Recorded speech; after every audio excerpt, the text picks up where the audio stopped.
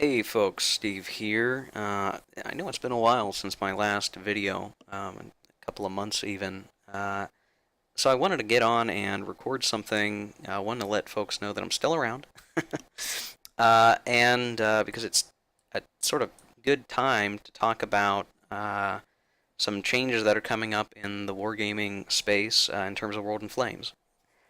Now I don't mean to keep my YouTube channel set up only for World in Flames games like World in Flames and Fatal Alliances, which are what all of my videos have been about so far, specifically Fatal Alliances, the World War One game in that series. But life's been really busy for me the last few months outside of work and just my personal life, and then inside my work life, been very busy, very hectic.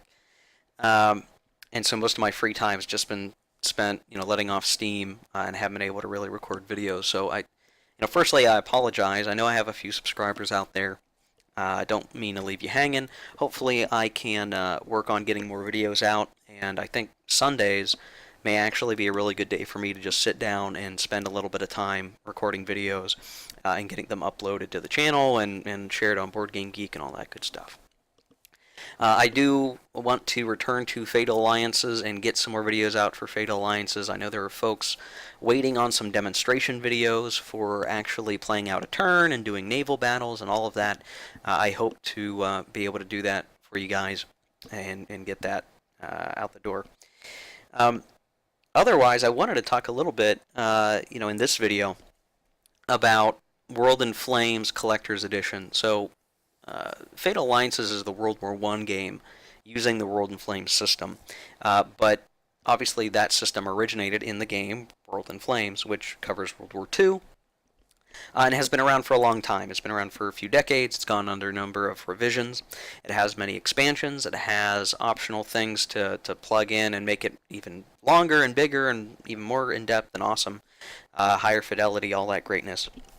But the big thing, which is going to be coming maybe sometime this month if shipping and production goes okay, or maybe next month in December 2017, is the collector's edition printing, the new version, new edition that's about to come out. And what I have on my screen is a introductory sort of scenario / vassal module that ADG, Australian Design Group, the folks who do World in Flames, have put out to give folks a little bit of something to chew on until the whole shebang comes out for folks. For those who aren't familiar with Vassal, I'll put a link in the description below how to get the Vassal software. But Vassal is a way for you to play board games in a digital format, and you can play multiplayer, you can play by yourself, you can muck around like I'm doing here. It is free, but some Vassal modules may be hard to find because the game designers may want you to pay for it, or it just might not be readily available. It's kind of a weird area there. But I'll also put this link in the description. But ADG has put out this introductory module that doesn't contain everything in the new edition of World in Flames, but does include some stuff, including some scenario information, so that you can play out Germany's invasion of France today, using the PDF of the rules they have on the website with the scenario information included in the download zip file in this module. I wanted to kind of navigate through the module itself, talk a little bit about World in Flames, especially for those folks who are not familiar with the system, to kind of, I guess, just give a really brief introduction to it and kind of lay down some basic things for you.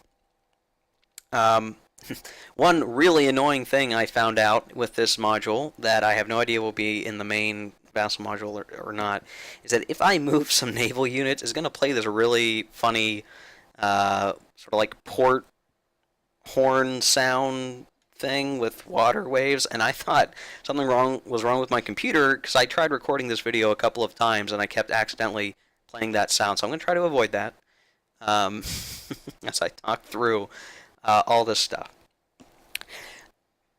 So a couple of things for the Vassal module. So the new version of World in Flames, you could buy it on the ADG website. You could get it through the Kickstarter that has completed. My understanding is that ADG is going to provide the full-blown Vassal module to people who have purchased the game shortly after the game ships.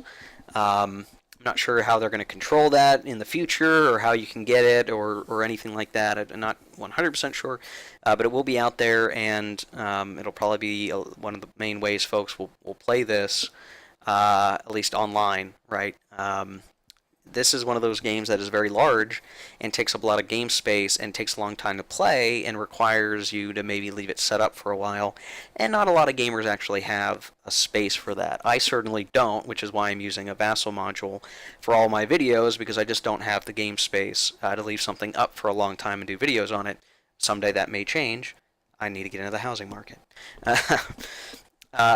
So otherwise, a couple of things to just kind of break into the subject of World in Flames. So it's been around for a long time. It is quite a big game. It is truly a global game when you're playing the full scenario. What's in this introductory Vassal module is just one of many maps that comes with the game.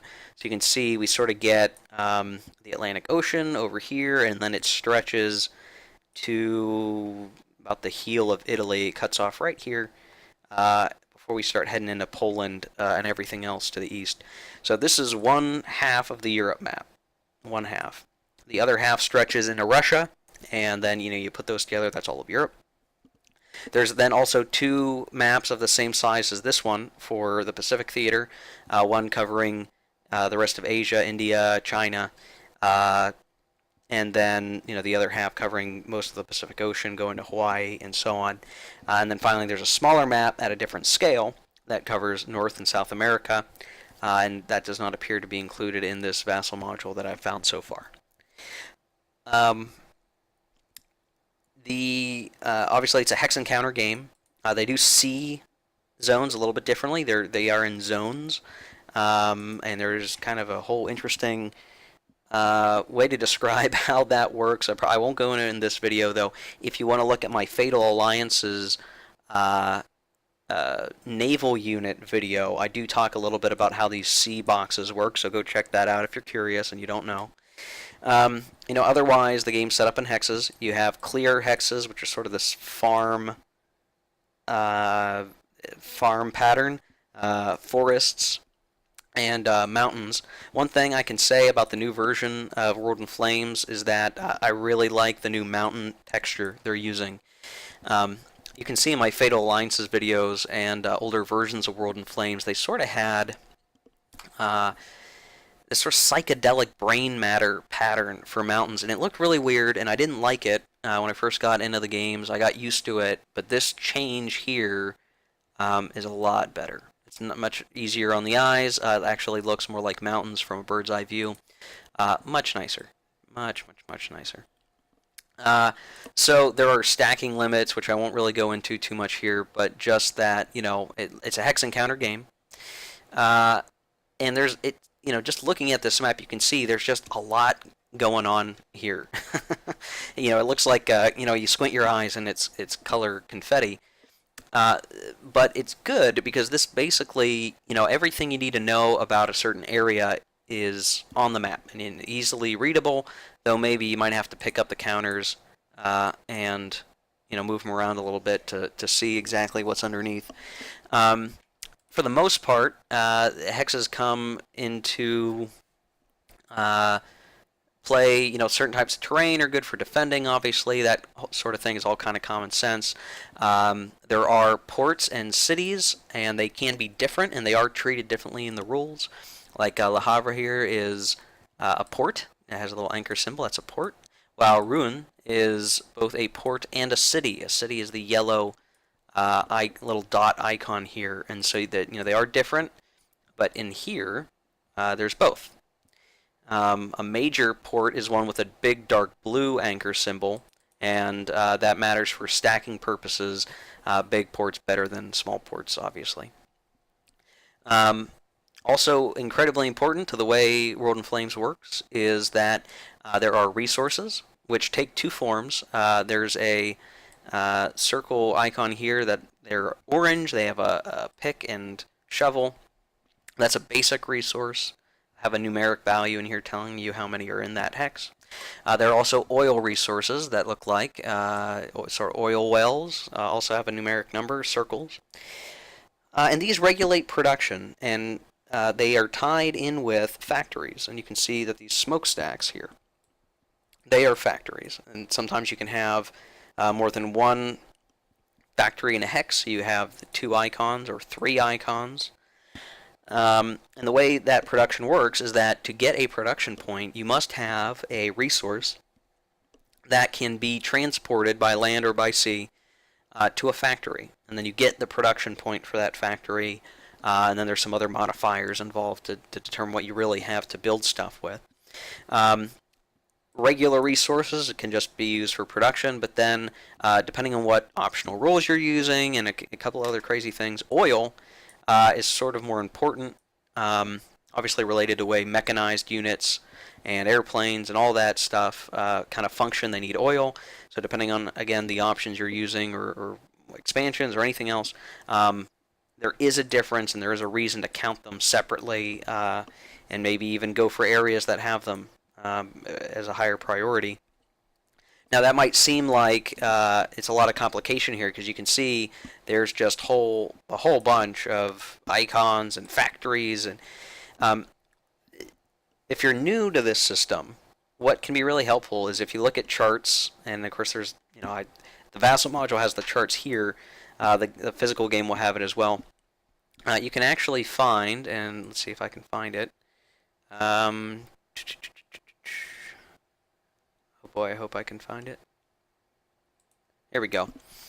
There is a production multiples and resources chart. It's all on one big player aid in the physical version, and it actually tells you what factories and resources you have, I believe, to start with. Now this may change depending on what scenario you're playing. I think this is for the global thing. So you can say, okay, well, I just know that the United Kingdom has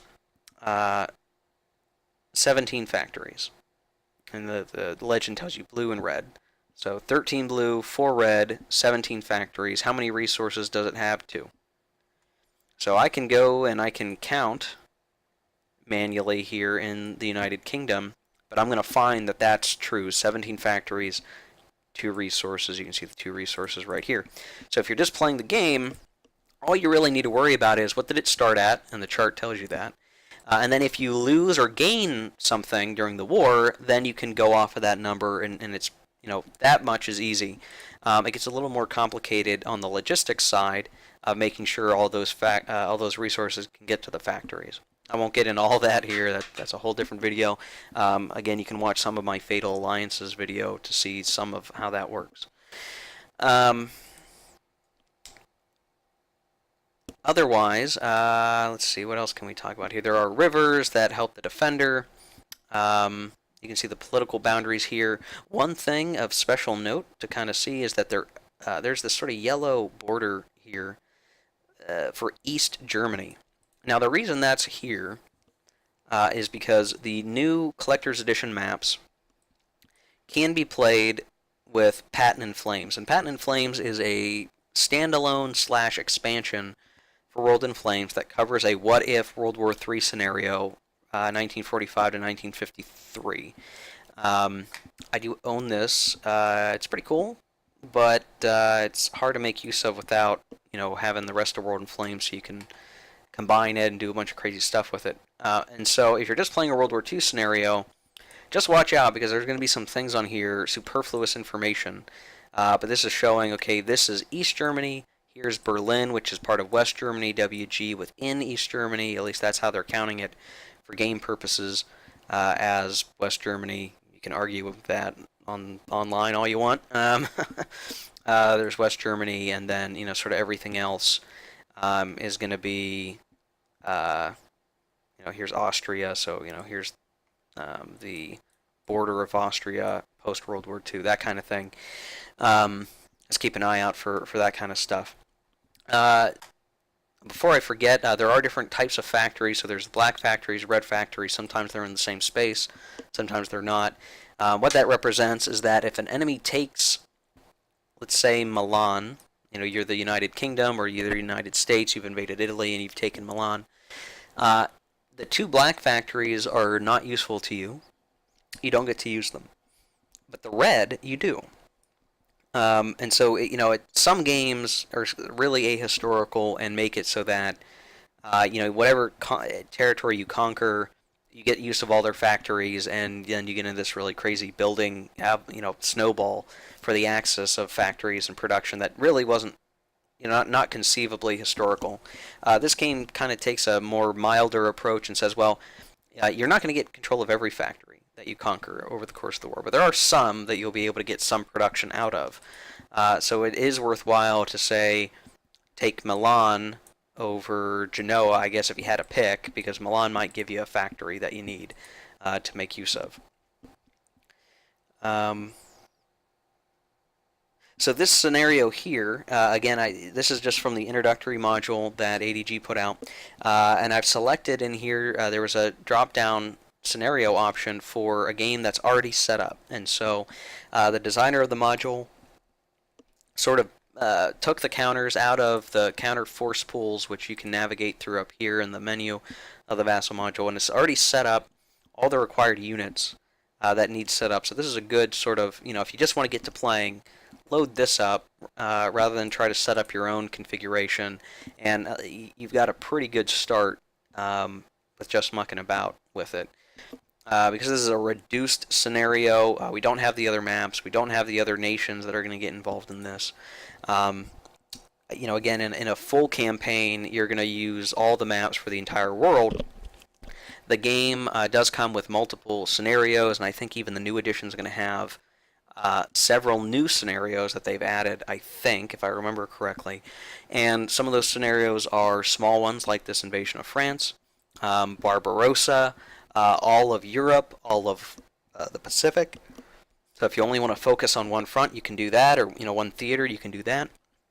So there's some, you can try a couple of different things out if you want to play bite-sized versions of the game. Because this is such a big game that you just really can't leave it up for a long time unless you got a dedicated room for it, or you're playing in Vassal and then your constraint is time.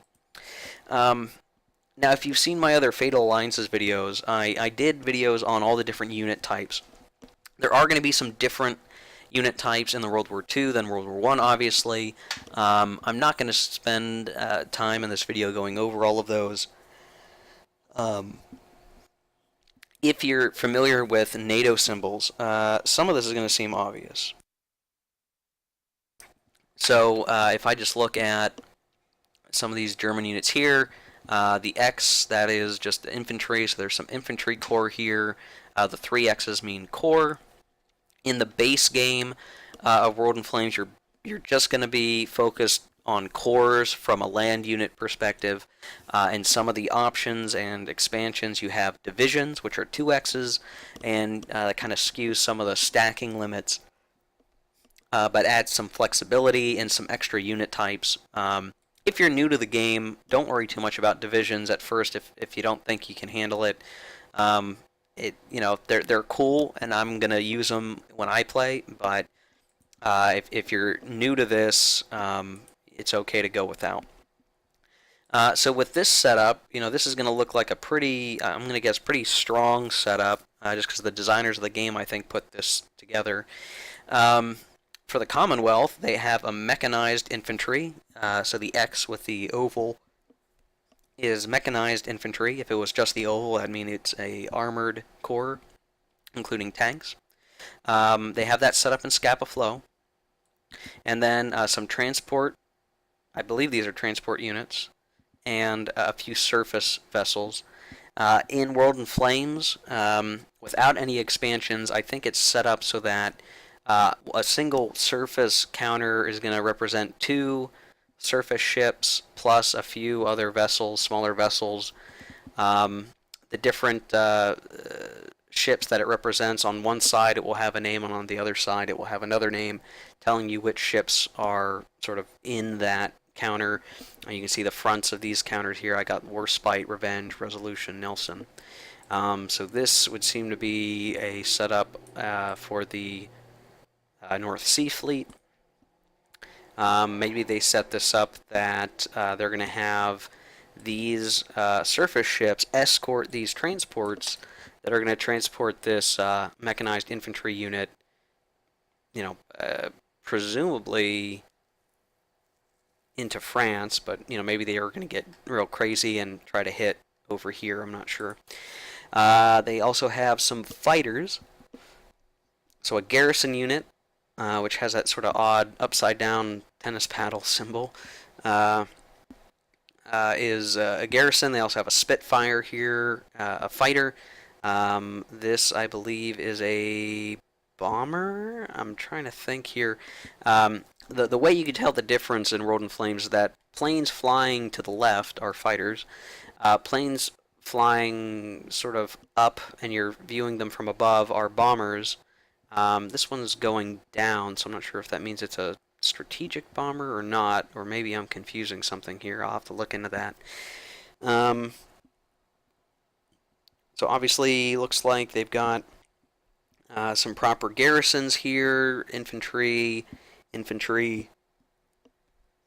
the Royal Air Force here in strength.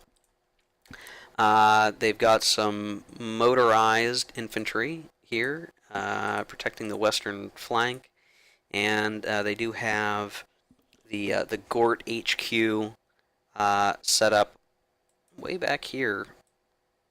I assume that's within command range. I'm not sure. One difference it seems like in this new version of World in Flames, and maybe it's been this way, is that the HQ units have a flag on them rather than the word HQ. I think that's how it is in Fatal Alliances. They just have the word HQ over it in the name. Here they have the flag, not a huge difference. I'm not sure it's needed. Might have preferred just the HQ, but it's all fine. And let's see, the Netherlands have a fighter and one unit. They'll be quickly demolished. The Belgians have some infantry, a cavalry corps, and a fighter. The French have, it looks like, some sort of transport unit down there in Marseille, and then they have got an armored corps, a Senegal unit they brought up from Dakar, interesting. Yeah, some colonial units, garrisons, infantry, a few scattered units. We've got an HQ and a fighter here, HQ and a fighter, some more fighters, bomber. These little things here, I don't know how to describe them. Just to note that there are forts. These are Fort Hexes. So obviously we would know that as the Maginot Line in history, represented by those lines in circles. I'm not sure how to describe them to you, but and so that means any units attacking across that hex side are going to suffer penalties. Same thing if you're attacking across a river hex side. Though the hex, the rivers kind of don't exactly match to the vertices of the hexes, because that would probably look weird, but that's what you'll need to watch out for as you cross the rivers and attacking.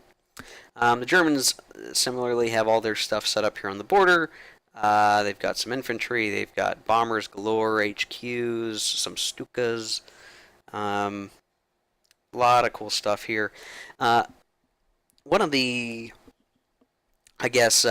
neat things, especially with the collector's edition, is that they did go to a lot of effort to putting the plane art and ship art on these counters, and they look pretty spiffy.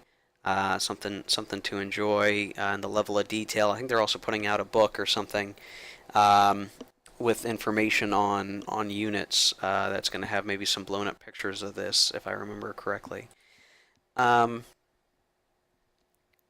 Yeah. Interesting. Okay.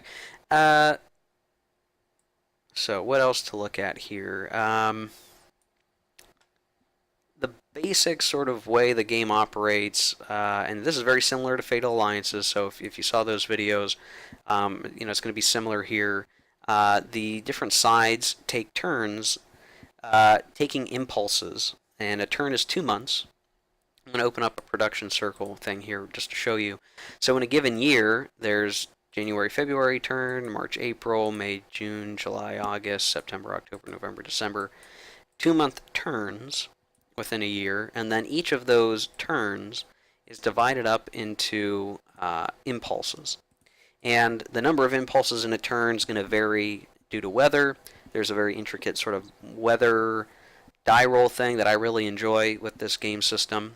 And so, it'll be Axis goes, they take all of their actions.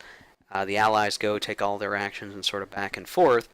And the different powers, like Germany, France, individual countries, can take different sorts of actions. So these actions are going to be, a land action, so it's going to be predominantly for land combat. There's going to be a naval action that is predominantly naval action types and naval missions.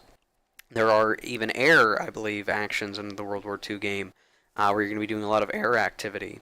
Or you can do a combined, which is a little bit of everything. And at times, it's going to be tough decision making to say, well, what do I want to do here? If you're a land-based power like the USSR, you might be taking a lot more land actions rather than, say, the Commonwealth, which is going to be doing combined or naval or air a lot of the time. Now there's specific rules for how you do naval combat and interceptions, and same thing with air combat. You're going to have bombers flying missions to bomb targets or support ground attacks, and they'll be accompanied by fighter units, and then, you're going to do counter air, so there will be fighters who fight fighters that try to attack bombers. The Vassal Module has a little thing here, so you can play with that a little bit, so, we can put things along this track and how that combat is conducted. I'll let you read the rules on that. Then, let's see, otherwise, the ground combats, again, hex encounters, so if you're familiar with hex encounters, it's going to be pretty straightforward. You're going to combine all your combat factors. There's combat factors and movement factors and all of these counters for land and ground units. You'll total that. You'll compare it to the hex you're attacking as a ratio. That will then give you die roll modifiers, and then you will roll on the combat charts. There are a couple options there. There's the normal one, and then there's a 2d10 combat results table. My understanding is most folks have adopted the 2d10 table as the norm. In Fatal Alliances, the default is 2d10. That's your only option. I think that's probably the way to go. I haven't played it any other way, so want to probably give that a shot.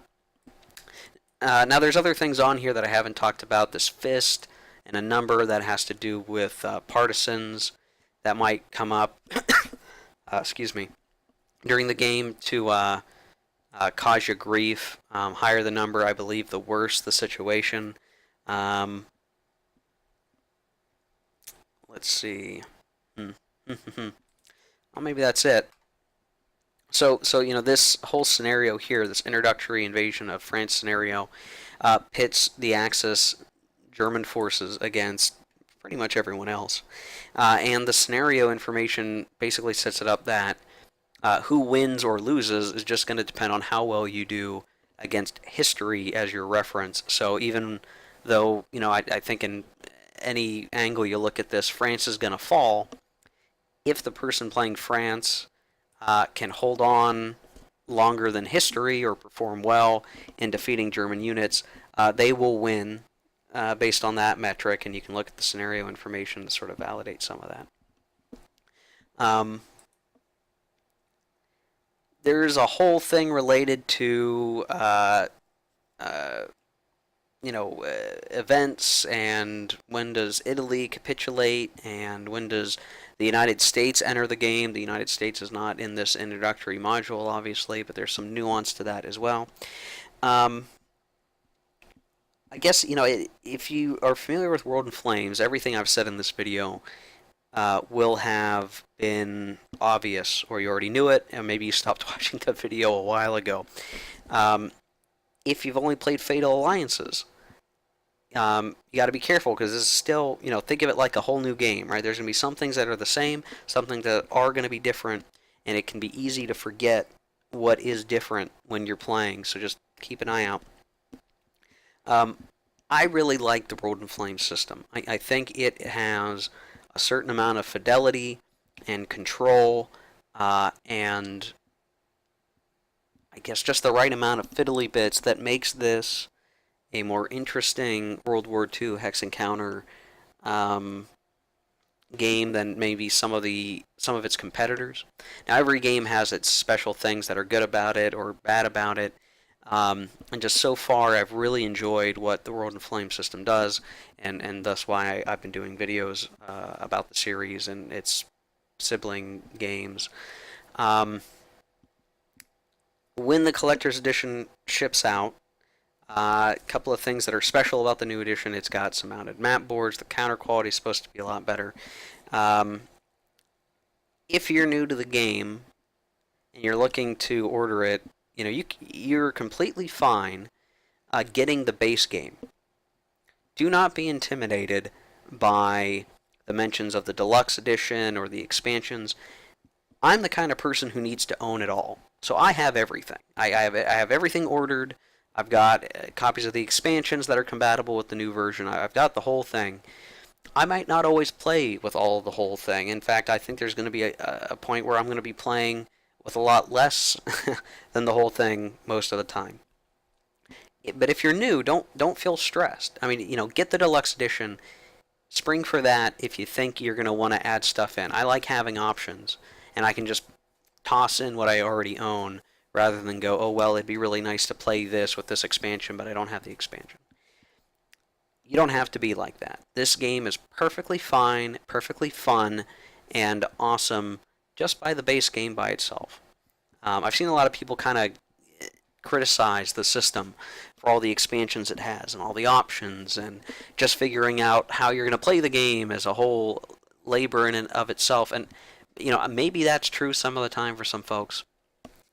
But if you're just looking at the game to give it a roll, the base game is fine. It is great. It is fine. There's a lot of fun to be had here. The base game by itself is on par with other games of the same sort in terms of complexity. And, I've found that the World in Flame system is very easy to learn. It's very systematic and procedural. When you're playing, the sequence of play will guide you through. The rulebook is written in the order of the sequence of play. So even if you're just starting out with a friend who's never played before and you don't have someone to teach you, which is always a great way to learn a game, I think you will. I think you'll be able to manage, because that's how I kind of did it. I learned a lot of it by myself. I did have a guy show me the ropes a little bit. But you can't go wrong. You can't go wrong with World in Flames. I think you can have a really great time with it. With that in mind, I guess that's going to about do it up for this sort of quick look at the game to come. I do want to do more videos, and I always say that, and I said that months ago before I took a hiatus. But I want to do more Fatal Alliances videos for the World War I game.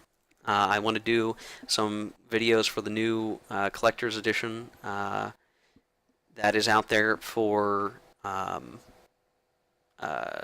World War II game. I might sprinkle in stuff about the expansions as I can kind of get to it. If there are specific videos that folks would like to see, or particular mechanics that you'd like to see demonstrated, given enough time and prep, I can do that. I just need to get kind of things in order.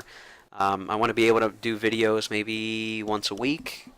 On Sunday seems to be like a good day for me, and as work kind of has settled out and life has settled out, I can get back to trying to do more of these things. Yeah, so I think that's it. So the links for all of this, the Vassal module, the introductory module, are going to be in the description. Check those out. Get on Board Game Geek. Get on the forums. Chat it up. Talk about it. Um, and we'll see how it goes. Uh, I will probably do an unboxing video when I get my collector's edition with an actual video camera. I have, since the last time I made a video, actually got a real video camera to record long videos with, so I won't always be in Vassal. I will soon be able to do in-person videos. I might do some reviews of games that I've played and own, among other things. So a lot of fun stuff to come.